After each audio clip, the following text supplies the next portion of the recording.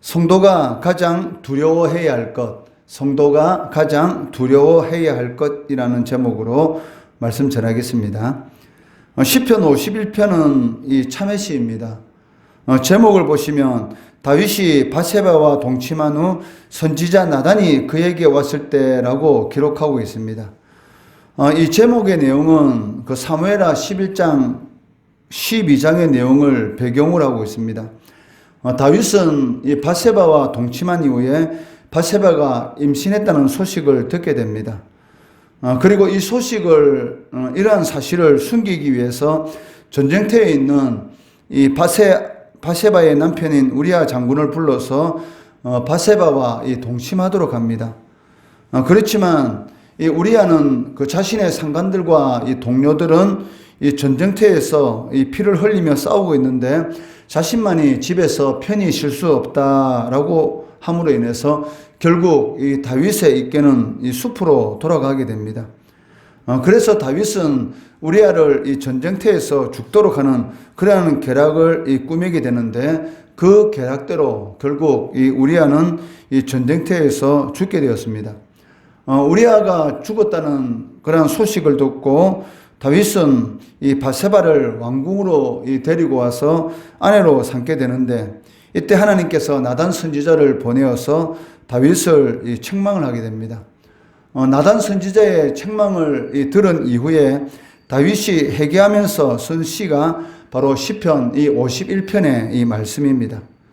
1절과 2절의 말씀을 보시면 이 주의 인자하심과 많은 이 긍휼을 따라 자신의 죄를 용서해 달라고 하나님 앞에 간절히 간청하고 있습니다. 그 이유가 이 3절 말씀에 나타나고 있는데 그 3절 말씀에 보시면 무릇 나는 내 죄가를 아오니 내 죄가 항상 내 앞에 있나이다 라고 말씀하고 있습니다. 여기 죄가 내 앞에 있다라는 이 말의 의미는 죄가 나를 대적한다, 죄가 나를 고발한다라는 그런 의미를 가지고 있습니다. 시편 기자는 제가 자신을 계속적으로 이 고발함으로 인해서 죄의식으로 말미암아 많은 이 고통을 당하고 있습니다. 이러한 상태에서 이 시편 기자는 한 걸음 더 깊이 들어가서 인간이 죄를 지을 수밖에 없는 그러한 이 존재임을 고백하고 있다는 것입니다. 이 5절 말씀해 보시면 내가 죄악 중에서 출생하였으며 어머니가 죄 중에서 나를 잉태하였나이다 라고 고백하고 있습니다. 이 5절의 이 말씀은 그 신학적인 측면에서 이 원죄와 이 자범죄에 대해서 이 말을 하고 있습니다. 로마서 3장 10절 말씀해 보시면 의인은 없나니 하나도 없다라고 말씀하고 있습니다. 이 세상에 출생하는 모든 사람들은 이 원죄를 가지고 태어나고 이 원죄로 말미암아서 스스로 많은 이러한 죄를 짓게 됩니다. 그렇기 때문에 이 시편 기자는 그 절망적인 이 자신의 이 모습을 깨닫게 되고 하나님 앞에 간절히 기도하는 것을 볼 수가 있다는 것입니다. 그 10절 말씀해 보시면 하나님이여 내 속에 정한 마음을 창조하시고 내 안에 정직한 영을 새롭게 하소서라고 말씀하고 있습니다. 절망적인 이 자신의 모습을 보면서 오직 하나님만이 이 자신을 새롭게 창조할 수 있다라고 구하고 있다는 것입니다. 인간의 이 본성 가운데 이 원죄가 있고 또 원죄로 말미암아 이 많은 죄를 지음으로 인해서 이 죄의 본성을 이길 수 있는 그 길은 단 하나인데 그것은 이 새롭게 되는 것이죠. 새롭게 되는 것은 인간의 노력과 어떤 행위로는 도저히 불가능하다는 것입니다. 그렇기 때문에 이 다윗은 하나님이여 내 속에 정한 마음을 창조하시고 내 안에 정직한 영을 새롭게 하소서. 자신이 이 우리아의 아내인 이 바세바를 취하고 그리고 바세바가 임신함으로 인해서 이 사실을 숨기기 위해서 이 우리아를 결국은 이 죽음으로 이르도록 한 그러한 이 자신의 이 죄에 대해서 하나님 앞에 깊이 회개하면서 자신이 이러한 죄를 지을 수밖에 없는 그런 궁극적인 그 이유가 무엇인가?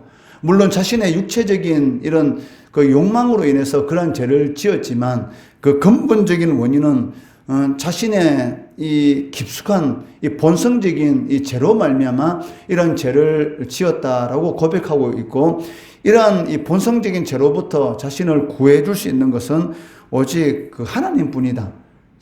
그로 인해서 정직한 영을 이렇게 새롭게 해달라.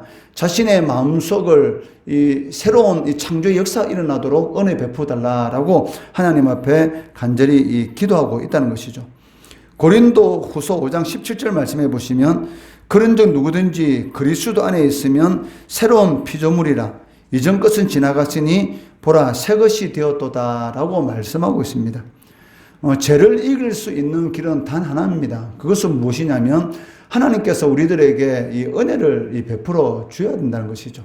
하나님의 은혜가 없이는 우리는 언제든지 하나님의 뜻과는 전혀 다른 그러한 선택을 할 때가 많고, 또 그런 선택으로 인해서 우리가 이 잘못된 길, 즉 하나님이 원하시는 그러한 길과는 전혀 상관이 없는 그러한 길을 걸어갈 수가 있다는 것입니다. 그렇기 때문에 이 시편 기자는 주의 성령을 거두지 말아달라고 하나님 앞에 간절히 기도하고 있습니다. 그 11절 말씀해 보시면, 나를 주 앞에서 쫓아내지 마시며 주의 성령을 내게서 거두지 마소서라고 기도하고 있습니다. 다윗이 가장 두려워하는 것은 무엇입니까? 하나님 앞에 죄를 지었고, 또 나단 선지자를 통해서 하나님께서 자신을 책망할 때에 하나님 앞에 간절히 기도하는 것은 자신이 누리고 있는 이 왕이, 그리고 왕으로서 누릴 수 있는 모든 것들, 이것을 하나님 앞에 구하는 것이 아니고 주의 성령, 이 죄의 이 본성을 이길 수 있는, 하나님의 뜻과는 전혀 상관이 없는 그러한 길을 가도록 하는 이 육체적인 이 정욕, 자신의 마음속에 있는 깊은 이 원죄로 말미암아서 일어나는 이러한 죄의 본성을 이길 수 있는, 즉 성령이 자신에게로부터 떠나가는 그러한 일이 일어나지 않도록 하나님 앞에 간절히 기도하고 있다는 것이죠. 그러니까 다윗에게 있어서 이 외적인 상황은 전혀 상관이 없습니다. 즉 내적인 것, 즉 자신의 자신의 이 육신적인 이런 죄의 본성을 이길 수 있는 이런 정한 마음을 새롭게 할 수 있는 그러한 이 성령께서 자신과 항상 함께 하기를 하나님 앞에 간절히 기도하고 있다는 것입니다. 그러니까 다윗이 가장 두려워하는 것은 그 하나님과 자신과의 이 교제가 끊어지는 것이었습니다. 이스라엘의 첫 번째 왕인 이 사울의 이 비극의 시작이 무엇입니까? 바로 하나님과의 이 관계가 끊어짐으로 인해서 주의 영, 즉 성령께서 이 사울을 떠난 것이었습니다. 사무엘상 16장 14절 말씀해 보시면, 여호와의 영이 사울에게서 떠나고 여호와께서 부리시는 악령이 그를 번뇌하게 한지라라고 말씀하고 있습니다. 이런 악한 이런 영, 그리고 사탄도 그 사무엘상 그 16장 14절 말씀뿐만이 아니라 이 욥기의 이 말씀을 보시면 그 하나님이 허락하시는 그러한 이 범위 안에서만 이 활동을 하는 것을 볼 수가 있습니다. 그러니까 자신이 하고 싶은 대로 하는 것이 아니라 하나님께서 허락하시는 그 범위 안에서만 이 활동을 이렇게 하는 것을 볼 수가 있는데, 그것을 이 사무엘상 16장 14절 말씀해 보시면, 여호와께서 부리시는 악령이 그를 번뇌하게 하였다. 그래서 이 칼빈은 그 성도들이 하나님을 더 가까이 섬기도록 하기 위한 그 도구로서 하나님께서는 이 악한 영들도 사용하신다라고 이렇게 말을 하는 것을 볼 수가 있다는 것이죠. 그러니까 다윗은 이 자신이 이 두려움 가운데 떨어지고 하나님과의 관계가 끊어지게 되면 어떠한 상황 가운데 처하게 된다는 것을 너무나 잘 알고 있었던 것이죠. 그렇기 때문에 그 자신이 누리고 있는 모든 것들은 다 없어진다 할지라도 하나님과의 관계가 끊어지는 것, 즉 주의 성령이 자신을 떠나가는 것에 대해서는 절대로 하나님 그런 일이 있어서는 안 된다라고 하나님 앞에 간절히 기도하고 있다는 것입니다. 그러니까 성령께서 함께 하시면 모든 것을 다 가지는 것이 되는 겁니다. 그러니까 하나님께서 나와 함께 하신다는 것은 모든 것을 다 내가 누린다라고 할 수가 있다는 것이죠. 우리가 이 다니엘 기도를 통해서 많은 사람들의 이 간증을 통해서 깨닫게 된 것은 무엇입니까? 하나님이 없는 승리보다는 하나님이 함께 하시는 패배가 더 행복하다라는 그러한 고백을 하는 그러한 이 간증자도 있었지 않습니까? 그렇습니다. 우리가 아무리 외적인 환경이 좋은 것을 누린다 할지라도 하나님이 떠나면 그러한 모든 것들은 아무 의미가 없다는 것이죠. 사람들이 많은 것을 누리면서도 불구하고 결국은 이 소망이 없기 때문에 스스로 목숨을 끊는 그런 이유가 무엇입니까? 그러니까 겉으로 보기는 이 부족함이 없는 그런 사람입니다. 그런데도 불구하고 스스로 목숨을 끊는 그런 이런 인생의 비극을 맞이하는 궁극적인 이유가 무엇이냐면 소망이 없는 것이죠. 그러니까 많은 것을 누리고 있는데 그 가운데서 이 진정한 그러한 기쁨, 이 소망을 누리지 못하기 때문에 결국은 스스로 이 목숨을 끊는 그런 일들이 나타나는 것을 볼 수가 있습니다. 이 다윗은 이것은 알았고 사울은 이것을 몰랐죠. 사울은 자신의 왕위만 있으면, 즉 환경이 좋으면 자신이 행복할 줄 알았습니다. 그렇지만 성령이 떠나가고 이 악령이 임함으로 인해서 일어나는 일이 무엇입니까? 끊임없는 두려움인 것이죠. 자신의 가장 가까운 사람까지 믿지 못하는 그런 두려움 가운데서 잠깐도 평안할 날이 없었고 결국은 어떻게 되었습니까? 이 전쟁터에서 비참한 이런 죽음을 당하게 되었던 것입니다. 그렇기 때문에 다윗은 그 하나님께 범죄하기 전에 누렸던 이런 하나님이 함께 하심, 구원의 기쁨, 이러한 은혜가 다시 회복되기를 하나님 앞에 간절히 기도하고 있습니다. 그 12절 말씀해 보시면 주의 구원의 즐거움을 내게 회복시켜 주시고 자원하는 심령을 주사 나를 붙드소서.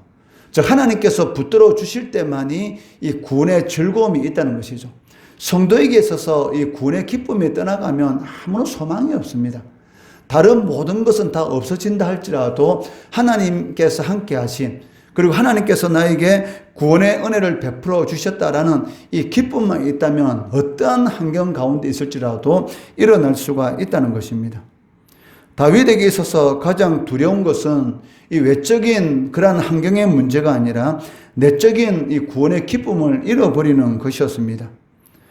다윗은 그 왕으로서 누리는 이런 외적인 그러한 이런 환경은 전혀 중요한 것이 아니었습니다.